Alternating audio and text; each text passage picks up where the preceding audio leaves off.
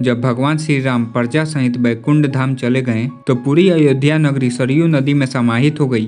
केवल अयोध्या की भूमि ही बच गई और वर्षों तक यह भूमि यूं ही पड़ी रही।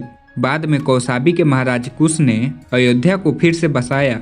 इसका वर्णन कालिदास के ग्रंथ रघुवंश के ग्रंथ में मिलने की बात कही जाती है। लोमस रामायण के अनुसार उन्होंने ही सबसे पहले पत्थरों के खंभों वाले मंदिर श्री राम के जन्मभूमि पर निर्माण करवाया था। भविष्य पुराण के अनुसार उज्जैन के महाराज विक्रमादित्य ने ईसा पूर्व में एक बार फिर से दूसरी बार उजड़ चुकी अयोध्या का निर्माण कराया।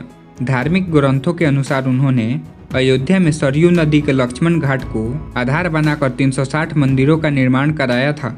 वे भगवान विष्णु के परम भक्त थे और इसलिए उन्होंने ही श्री राम जन्मभूमि पर एक भव्य मंदिर का निर्माण कराया।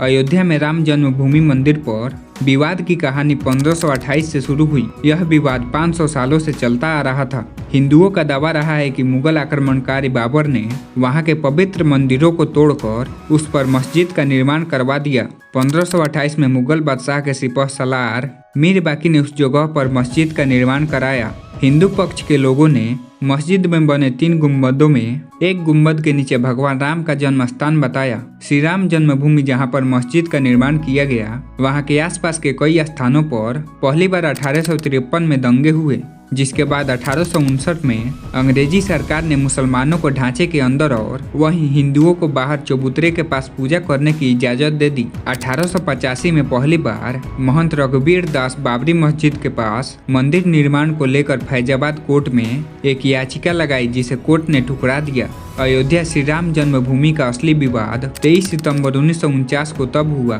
जब मस्जिद में भगवान राम की मूर्तियां मिली। इसे लेकर हिंदू समुदाय के लोग कहने लगे कि यहाँ साक्षात राम प्रकट हुए हैं। वहीं मुस्लिम समुदाय के लोगों ने आरोप लगाया कि किसी ने चुपके से यहाँ मूर्तियां रखी। ऐसे में यूपी सरकार ने तुरंत मूर्तियों को वहां से हटाने के आदेश दिए, लेकिन जिला मजिस्ट्रेट के नायर ने धार्मिक भावना को ठेस पहुंचाने और दंगे भड़कने के डर से इस आदेश को मानने से इनकार कर दिया। इस तरह सरकार द्वारा इसे विवादित ढांचा मानकर इस पर ताला लगा दिया गया। ढांचे के अंदर नमाज रुक गई, लेकिन बाहर राम चबूतरे और परिसर के बाकी हिस्सों में पूजा अर्चना निरंतर चलती रही। 1950 से विवादित जगह को लेकर कानूनी जंग शुरू हुई। ढांचे के अंदर रामलला की पूजा करने की इजाजत और उनकी मूर्ति वहीं रहने देने की अनुमति के लिए फैजाबाद सिविल कोर्ट में 2 अर्जी दाखिल की गई। इसके जवाब में 1961 में यूपी सुन्नी वक्फ बोर्ड ने विवादित जगह पर कब्जा लेने और ढांचे के अंदर से मूर्तियां हटाने की अर्जी लगाई। 25 साल बाद 1986 में यूसी पांडे की याचिका पर फैजाबाद के जिला जज केएम पांडे ने 1 फरवरी 1986 को ऐतिहासिक फैसले में विवादित ढांचे से ताला हटाने का आदेश दिया और हिंदुओं को ढांचे के अंदर पूजा करने की भी अनुमति दे दी। नवंबर 1989 में तत्कालीन सरकार ने विश्व हिंदू परिषद के विवादित भूमि के पास ही शिलान्यास की इजाजत दे दी। 1992 का दंगा ऐतिहासिक रहा। 6 दिसंबर 1992 को अयोध्या राम जन्मभूमि आंदोलन से जुड़े लाखों कार सेवक जुड़े थे, जिसमें बीएचपी और शिवसेना समेत कई हिंदू संगठन के लाखों कार्यकर्ताओं ने विवादित ढांचे को गिरा दिया, जिससे देश भर में सांप्रदायिक दंगे शुरू हुए और हजारों की तादाद में लोग मारे गए।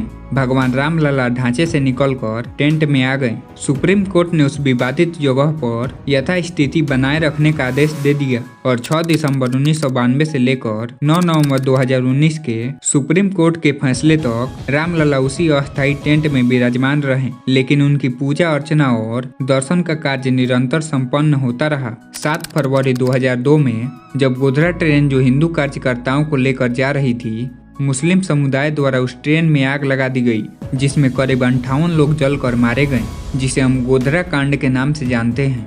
इसे लेकर गुजरात में भी दंगे भड़क गई और इस दंगे में 2000 से अधिक लोग मारे गए। 30 सितंबर 2010 को इलाहाबाद हाई कोर्ट ने विवादित भूमि को 3 दावेदारों में बांटने का फैसला सुनाया। राम जन्मभूमि सहित 1/3 हिस्सा हिंदुओं को, 1/3 हिस्सा निर्मोही अखाड़े को और तीसरा हिस्सा मुस्लिम पक्ष को। मई 2011 में सुप्रीम कोर्ट ने कई याचिकाओं को देखने के बाद हाई कोर्ट के फैसले पर रोक लगा दी। बाद के वर्षों में सुप्रीम कोर्ट के देखरेख में मध्यस्थता की कोशिश भी की गई, लेकिन विवाद का कोई हल नहीं निकला। 8 मार्च 2019 को सुप्रीम कोर्ट ने मामलों को मध्यस्थता के लिए भेजा और 8 सप्ताह के भीतर कार्यवाही को खत्म करने के आदेश दिए। इसके बाद 1 अगस्त को मध्यस्थता पैनल ने रिपोर्ट पेश की और 2 अगस्त को सुप्रीम कोर्ट मध्यस्थता पैनल मामले में समाधान निकालने में कामयाब नहीं रही।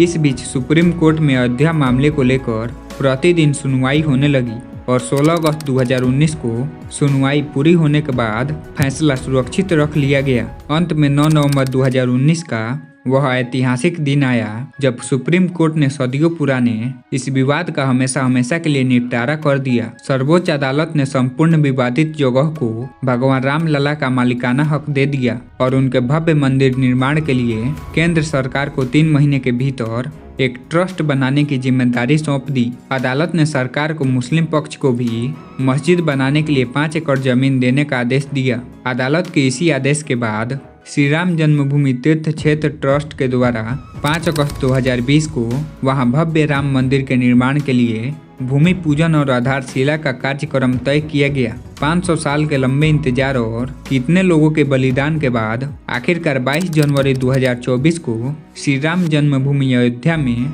भव्य राम मंदिर का जलाभिषेक समारोह आयोजित किया गया है। यह सनातन प्रेमियों के लिए भक्ति, खुशी और उत्साह का पल होगा। यह अवसर एक त्योहार के रूप में मनाया जाएगा। 22 जनवरी को राम मंदिर के अभिषेक और प्राण प्रतिष्ठा के बाद 24 जनवरी 2024 को प्रधानमंत्री नरेंद्र मोदी द्वारा मंदिर का उद्घाटन किया जाएगा। फिर सभी भक्तगण भव्य मंदिर में रामलला का दर्शन कर पाएंगे।